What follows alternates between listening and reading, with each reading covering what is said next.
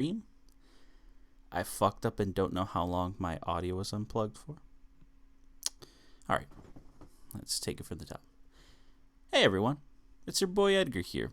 First stream in about 2-3 weeks now. How's it going? Been a while. We've all been keeping busy or not busy, as some might put it. So a little house cleaning. I've decided as of last time that I'm gonna be doing. It's gonna be an official segment from now on where I do a movie catch up, because of the fact that I do these at not as consistent of a basis as I wanted to or thought I would. I'm gonna be seeing a lot of movies in between each episode, so I decided that's officially gonna be a segment. So it's what I did since the last time we've seen each other, what movies have I seen, news, and then the movie of the week. So just a heads up. So I'm just gonna stop saying this is part blah of my movie catch up. No, it's just part of the show now. So anyways, I'm just chilling here, bored, sad as hell. So yeah, whenever I'm down bad, that's when I decide to do a podcast episode. If you're wondering why I decide to do these so randomly, but I got my 40 here, of course, plastic top or twisty cap, because last time I bought a 40 from a gas station and I didn't have a bottle opener, and my friend cut her knuckles trying to fucking open it. We couldn't get it open, so when I'm around a bottle opener, I'll do it. But yeah, anyways, so we got the 40.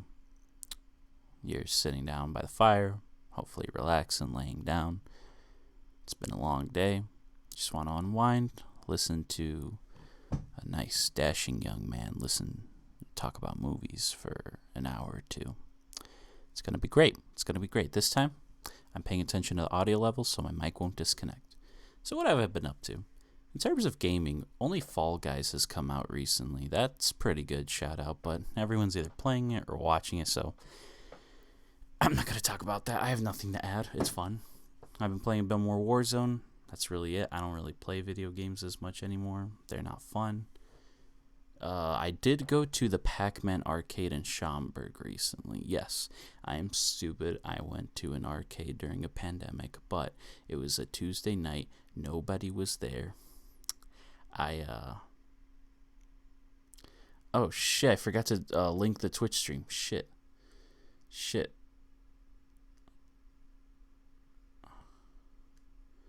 Hold on. Oh, my bad for all the audio or YouTube listeners. Twitch.tv/Edgar Lomelli 11.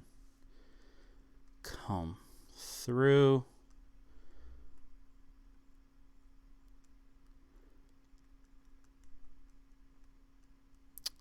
Alright. Forgot about that. So, I went to the arcade, and I had a fucking blast. It's the first time in years I've been to an arcade. Let me tell you, shout out arcades. You forget how fun they are. They are timeless, I swear to God. I really want to give a huge shout out to the original Soul Calibur arcade cabinet. That shit's still fun as hell, even after like 20 years. I looked up online how much it is. Shit's $800, which isn't that bad for what I thought it'd be. So that's my adult life goals now. One of these years, I'm going to get myself a fucking Soul Calibur arcade cabinet. Yeah, so shout out arcades. I spent $60 worth in credits, and the amount of tickets I got back got me a little Sailor Pluto statue there, and Sonic the Hedgehog the movie plushie up there. Not a good haul, but not a bad haul either. I've had worse. I remember my mom would get mad at me when I was a kid and wanted to go to the arcade that was in the mall. I think it's actually, that one's still around, but it's a pandemic, so it might be still closed. But yeah, I remember my mom would get mad at me when she'd spend like $20 on coins for me. You know, back when they had coins and not just points on a card, like in the future. I remember that she'd get mad at me because the prizes I choose are just candy, because the economy at arcade prize stores, holy shit, overinflated like a motherfucker. 150 for a Airheads little thing, please. Fuck you. I only made like 400 tickets. Jesus. Literally a fucking champ, so I don't know why she got mad at me. What did you want me to do? What the fuck did you want me to do? Get a fucking pencil? Fuck you. And yeah, so shout out arcades, still great. Shout out the Pac-Man one. Also has bowling, a really good bar, good pinball section, this really nice co-op Pac-Man, I think, on a huge screen. I've never seen anyone use it though, so who knows. Enjoy that place a lot. Shout out. Yeah, that's really all I've done. So now I guess we can just go to the movie section. Let me pull up my letterbox real quick and see what's popping, because I've seen surprisingly a fuck ton since the last time we've spoken. This segment's gonna be a long one. So, first movie I've seen since starting the day after I did the stream was The Night of the Hunter. Now, this film is basically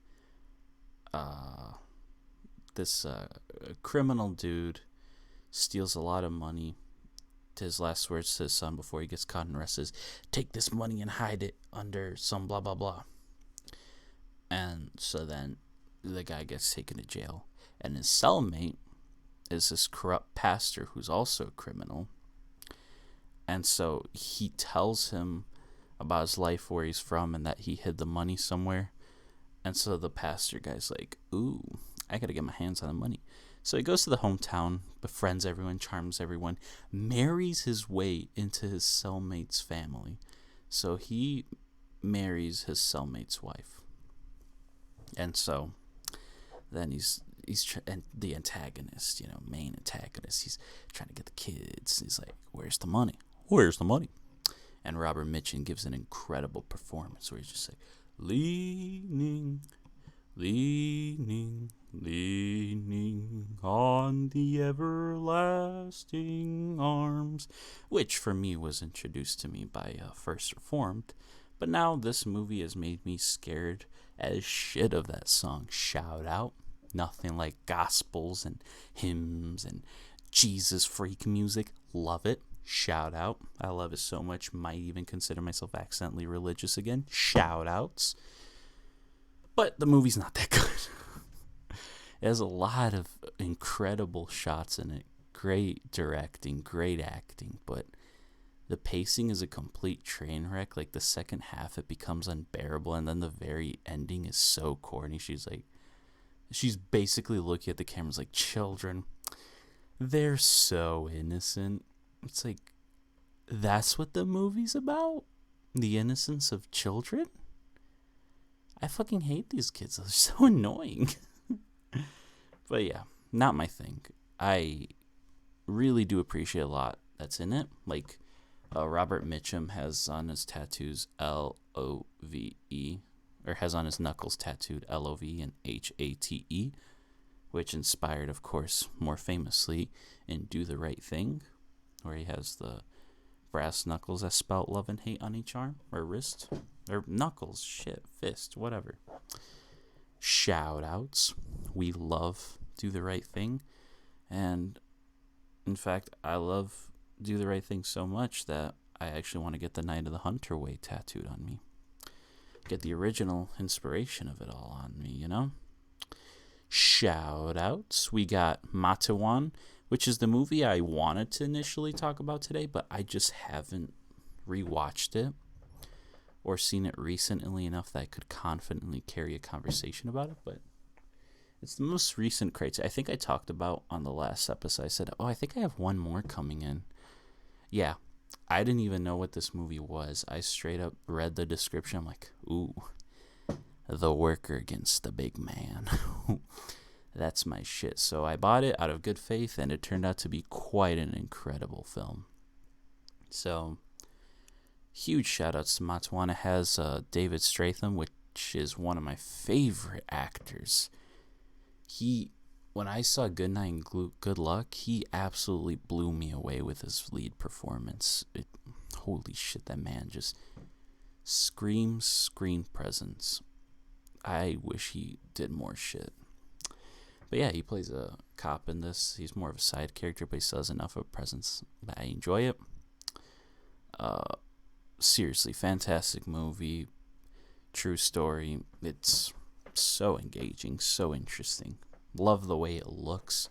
It's intentionally like given this like rustic look. It's shot in the 1980s, but the colors are so warm, and it almost looks like a movie from like the 70s, but mixed in with like a heavy grain of something from the 30s. It's crazy.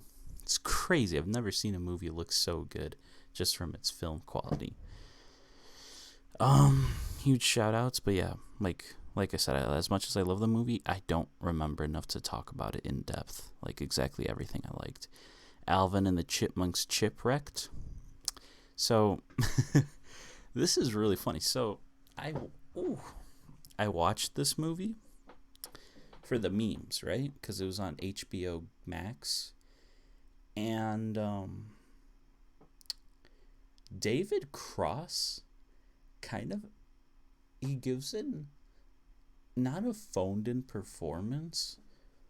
It borderline seems like he cares, but at the same time, it's almost like he's having fun with the role. He knows how stupid it is. It's like he's in on the joke. He's just, I'm here. It's what it is. I'm part of the franchise. I have no escape. God owns my soul. And he makes the best of it. It's fantastic when he's on it, but it is otherwise unbearable.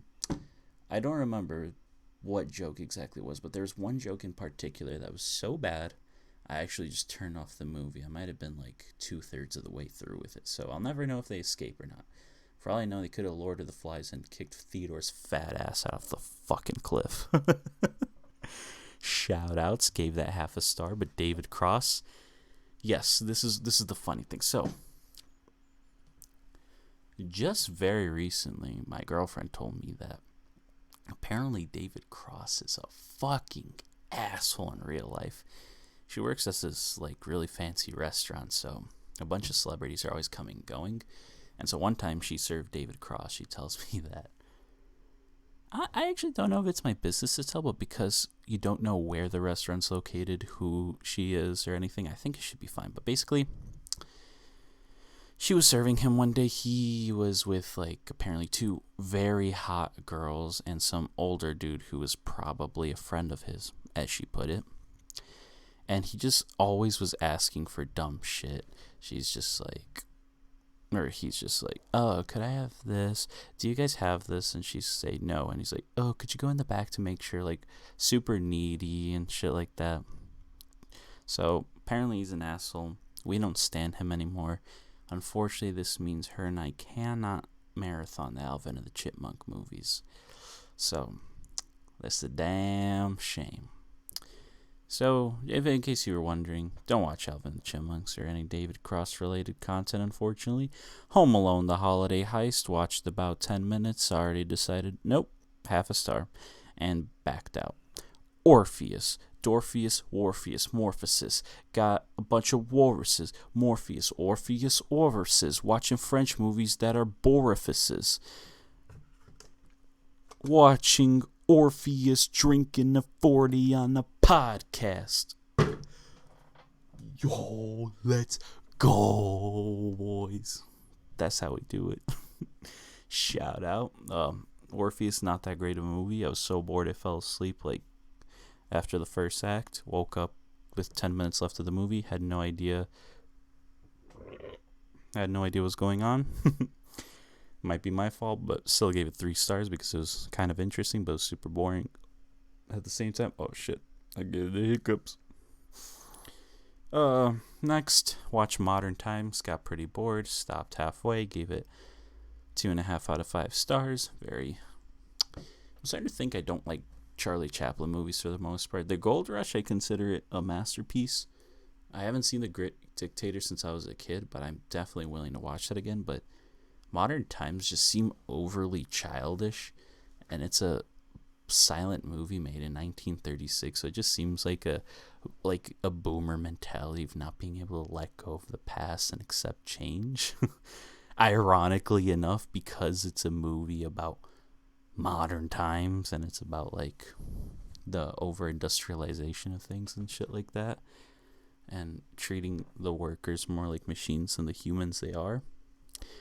Very relevant topically. It's basically Amazon the movie 100 years earlier. After that, I saw Time Bandits, the Terry Gilliam movie. It's very watchable. I don't think it's a very good movie, but I think it's very good. Or pretty good experience. I gave it 3 out of 5 stars. I think it'd work better as a storybook than a movie because it plays out like a storybook. It's very creative and interesting in how many different locations and sets there is. It looks like a lot of work went into it. I appreciate that, but as a movie, it just did not work for me. It's kind of a mess. After that, I saw The Wages of Fear, the French film from 1953. I always think it's the 60s. It's a French film from 1953 where basically a bunch of dudes moved to Mexico, some Latin nation, I want to say. They were speaking Spanish, but I don't know exactly what part of the Latin Americas they were. But basically, a bunch of dudes. So you have a French dude, you have Americans, might have been a German in there if I remember. But basically, they all come here, they're looking for work. And a huge part of the movie, the first part, is dedicated to building the characters and the world they're in, and it's so fucking good. And then it finally gets to the point. It's like all this build up, you develop all these characters, you develop the relationship between characters, and then it finally comes where it's like, all right, boys, I got a job. I need truck drivers. You need to audition for the part, basically. Like, show me you're worthy of doing this super dangerous job, because essentially they have to drive 2 trucks filled with explosives. Like, RIP, what happened in Lebanon, or was it Beirut? Oh my god, why am I... Dude, the world moves at 1,000,000 miles a minute. I can't even remember. That was like 1 week, 2-3 weeks ago. I can't even remember what happened. But it was basically like ammonium nitrate, I think, is what exploded there in the warehouse. But I believe that's also what they were carrying in the car. Just a shit ton of ammonium nitrate. So they had to drive through perilous tracks and trails and overcome these obstacles. It's really good to watch. I think it helped with a remake for more modern filmmaking techniques where it's like more tensed up, because it's very much a 50s French movie, but it has the elements of a nail-biting thriller. It's really good. Shout out. I could see a lot of people hating the ending. It seems so abrupt and dumb. As I was watching, I thought it was. I was like, wait, this is dumb, but it could work if I think about it. And then once the credits are rolling, I'm like, no, yeah, that works for me. I like the ending. Makes sense for this character. So, shout outs. Really like Wages of Fear. Will buy the Criterion. I saw Master and Commander, The Far Side of the World, which is going to be the movie we're talking about today, so hold off on that. Shot Corridor, the Samuel Fuller thriller. This movie is so fucking incredibly acted. It is... The movie's so good, dude.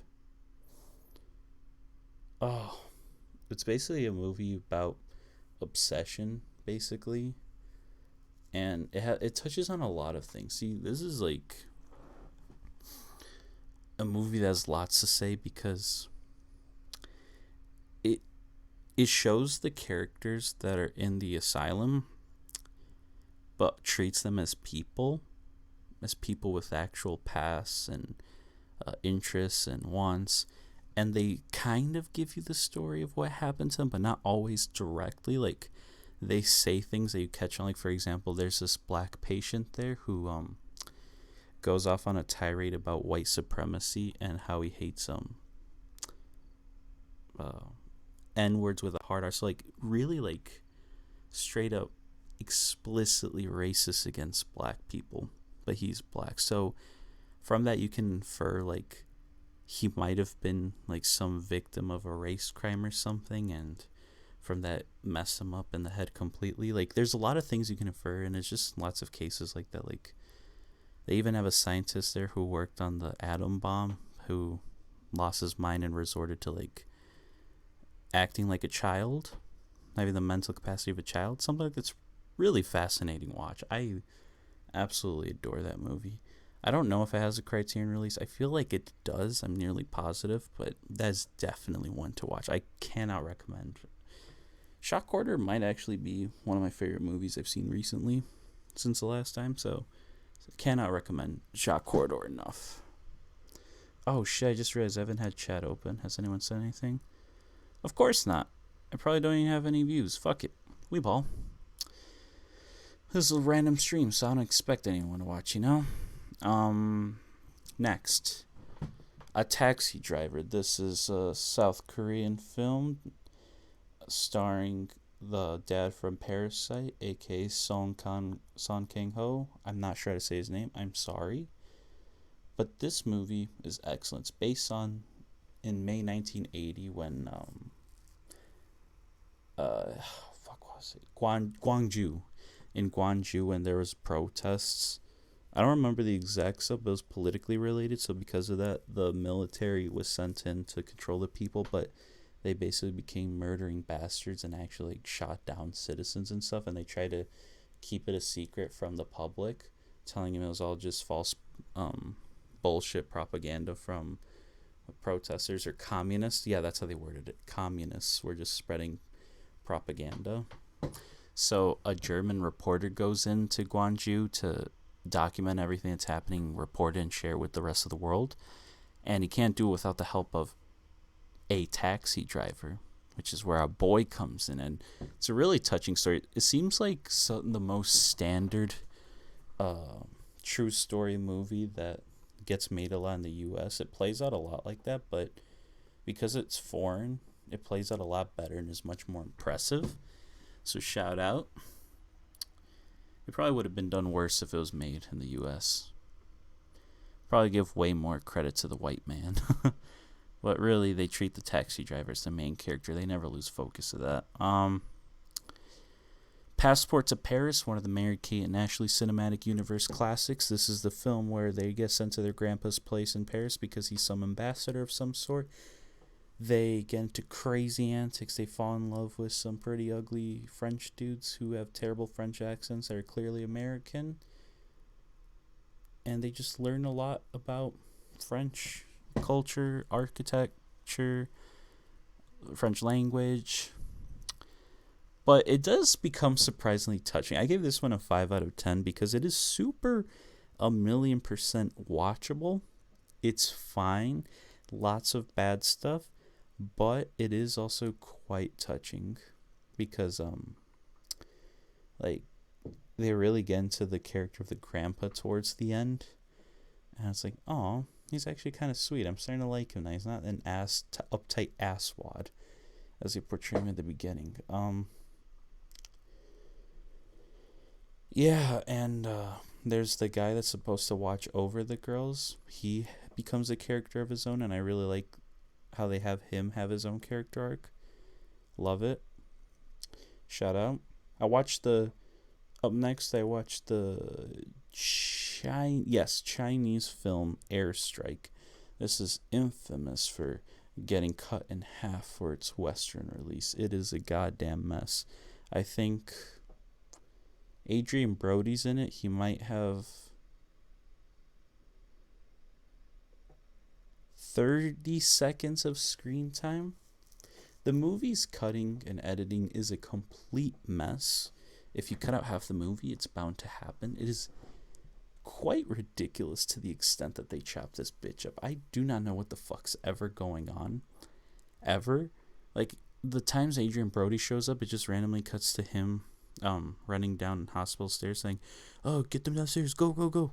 And it just doesn't show him for another half an hour. And then later he's like talking to this girl saying, "I guess we're supposed to infer they're in love." And then a bomb falls above them on the roof.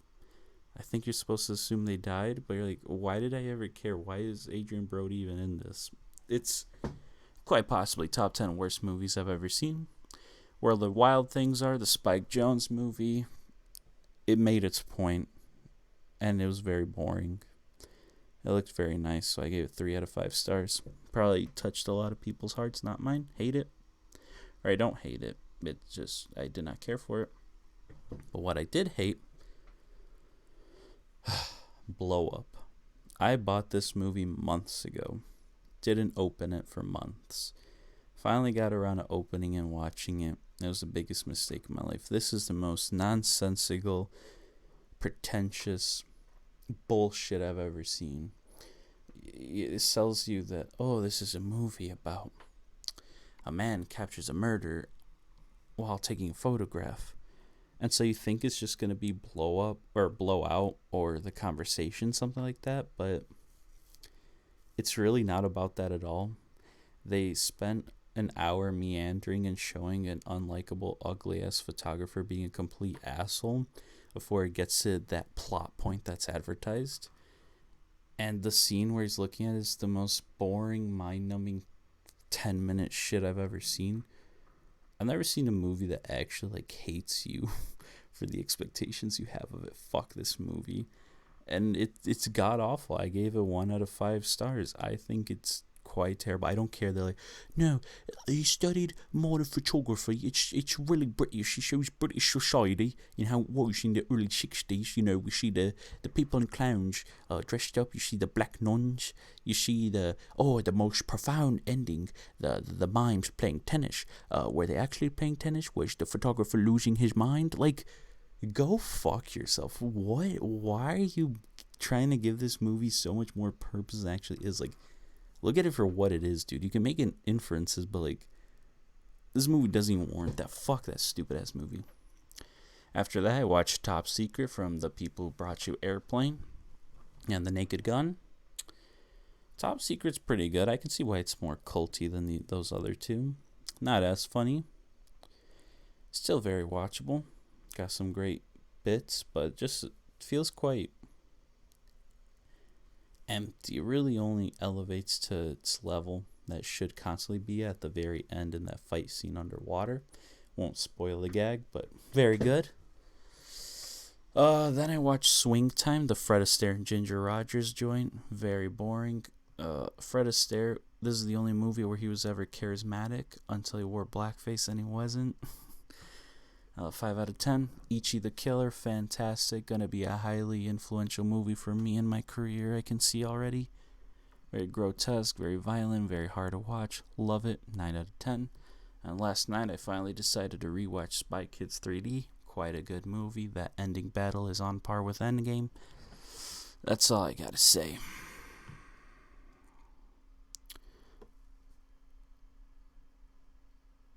Oh shit, I just read the chat, my bad. Where the Wild Things Are is boring, I'm sorry. So let's talk about Master and Commander. So, Master and Commander is based off of a book series, and I think this movie is based off of the 7th and 8th movie. Or book. I'm pretty sure. I absolutely love this movie. It is incredible. I remember being a kid when I was 5 years old, seeing ads for it in the mall. I was like, what an interesting title. I wonder what that movie's about. It just looks like a fancy adult Pirates of the Caribbean. And I'm kind of right about that. I can't believe 5-year-old me was dead on for all these years, like 15 fucking years later. Oh, he's incredible. Peter Weir, I believe is the director. absolutely crazy filmography. Picnic at Hanging Rock, um, Dead Poets Society. He might have been the one that did that. He did this. The Way Back more recently. Like, the man can direct just about anything at this point. I swear to God, he does bangers.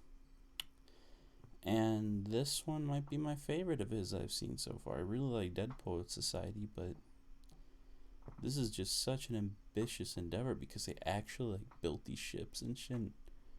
It is a beautiful looking movie.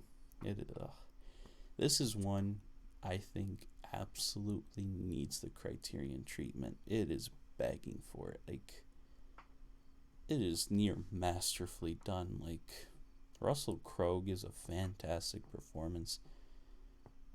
He's a really likable leader. You understand the emotions he goes through as a leader. You can see his relationships with each key crew member, uh, breaks in his character where you can see that it is obsession driving him to chase. Because what the main movie's about, the whole movie's about, Russell Crowe's character is a captain of a ship, or master and commander, if you will, and they've got to chase a French warfighter that's like unbelievably good. It has better guns, it's faster, this and that. So it's a chase movie essentially. And so he's obsessed with getting it. Over time, the men are losing faith. They're just like, they're getting hungry. They're running out of supplies, shit like that. Like, and then Paul Bettany's character is like his best friend, kind of. And he's like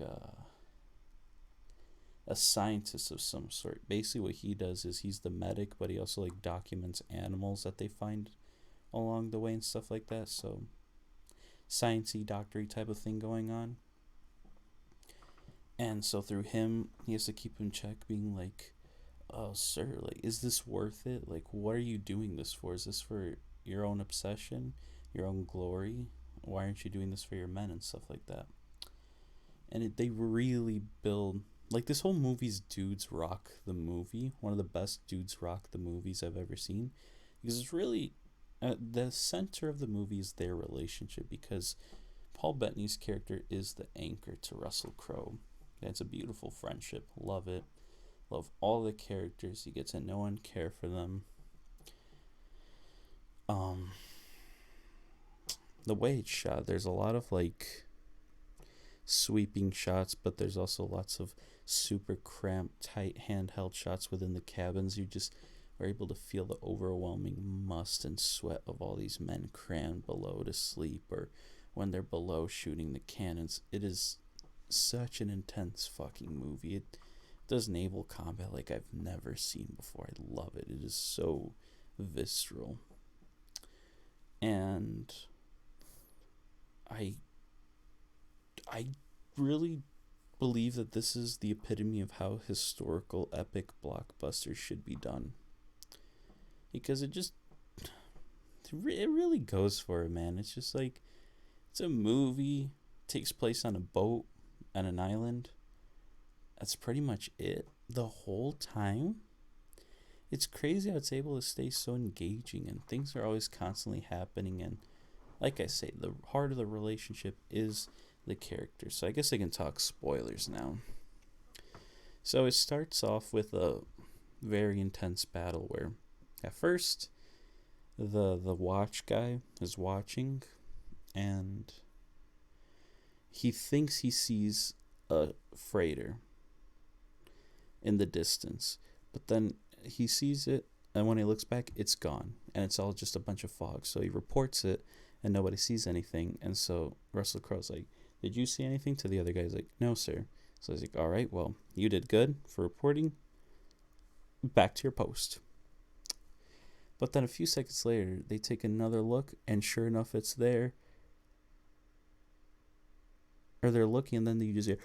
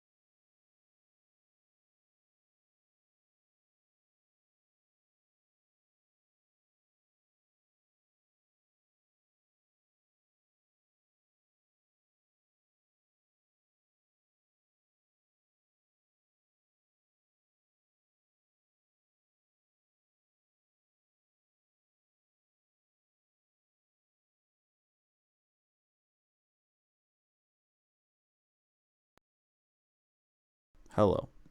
Sorry. Okay, I don't know how long I was talking or not being able to be heard for. I'm sorry. But basically, there's this dinner scene where all the main, like, high ranking people are. And it's the most, like, deeply character revealing because Russell Crowe, this is the softest he's ever been because he tells a joke and it just makes everyone, like, laugh their ass off. And it's the most, like, upbeat moment in the whole movie. You're just like, wow, these guys are human, you know? Usually these movies just show them as like, oh, war hungry, we must, it's the mission at all costs. Which Russell Crowe is, and that's his character flaw. Because after a while, Paul Bettany's like, dude, like, how long can we keep this up? We've been in seas for like 2 years or some shit. We can't keep doing this. We've got to stop at the Galapagos Islands, is I think what they're nearby, and we have to restock for the men. And he's like, no, our mission is to get that freighter. And that's a huge point of conflict. And so then, at one point, the men are just randomly hunting birds near the island. Oh no, I think what happens is they're by the island, and he's saying, we should go there. We should stop there to resupply. He's like, no. And later, as they're leaving in the water already, the men are hunting birds, and so one of them has a rifle, and then the bird unfortunately stops next to where Paul Bettany's character is standing, and so the guy fires, and it hits Paul Bettany right in the stomach. So there's this badass scene where he basically has to tell the next best surgeon, who's not barely a surgeon at all, how to do it. He's awake watching. He's like, you gotta sew here, you gotta do this. Fucking shout out Paul Bettany's character. And then because of that, Russell Crowe has a change of heart, and he decides to fuck the mission. I've got to get my friend some help because the only chance is if we stop at the island and get medical treatment he needs, or he's gonna die. So he does, and then Paul Bettany realizes there on the island, he's like, you didn't do this all for me, did you? He's like, no, I just needed to stretch my legs. That's like, oh, they're so gay for each other. I love it. Ooh, dudes rock. Like, you can just tell their love for each other. It's so great. And so then, you know, they vibe some more. And Russell Crowe sees one of the bugs that they caught. That's like, I believe, disguises itself as a twig. And because of that, Russell Crowe gets inspired and it's like, we'll pretend we're like a fishing or a whaling boat. So take your patches off, wrap the thing on your left arm or whatever. So basically, it's this whole elaborate setup to get close enough to look like civilians so they can then just take all the shit and be like, fire, when they're right next to them and hit them as hard as they can with everything they've got. And that's like the final intense battle, and it gets wild, and then of course they all win. Great shit. Love that movie. And yeah, wow, I didn't really talk about as much as I thought it, because it is quite straightforward. There's not much to talk about in depth. It doesn't really like do anything profound, like Russell Crowe's bracelet resembles his faith in God and how he carries it with him despite not showing it. I don't know, some bullshit like that. Like, no, it's just a very accessible, good historic movie. All it is just sailor slang, and you're able to understand it. It's so accessible. It's insane. That's why it makes it so good. I think anyone could vibe with it. And yeah, the way it's made, the sound is, the way it's shot, the way it's acted, the way it's directed, the shot choices and how the editing and shot choices create tension. Unbelievably fucking good. And yeah, I don't really feel like talking anymore. I said this is going to be a long episode. Turns out I just talk through everything because I don't know. Master and Commander fucking rules. Go watch it. It's on Hulu right now. What are you doing? And Criterion, if you're listening, please, dear God, release this fucking thing. Get a documentary going of how it was made. Get a interview with Russell Crowe and some of the lead players. Like a production designer, get them on it, because this shit's incredible. Get some like press roundtables, maybe some shit like that. Like, I don't know. I really, really love this movie. I needed to get more attention because since it was part of a book series, I'm assuming they tried to make this a franchise. And when it failed, because I don't think it did that great at the box office, so there's never been a sequel. But people who have seen it are like, no, we need a sequel for this movie. And I agree. Like, I still would take a sequel to this movie. Dear God, please. Please. Huge shout outs. And yeah, I think I'm going to leave it at that. I'm just losing energy. I feel absolutely dookie right now. So I'm going to go listen to some Frank Ocean or something and try to see if I can feel anything anymore. Thank you so much for watching.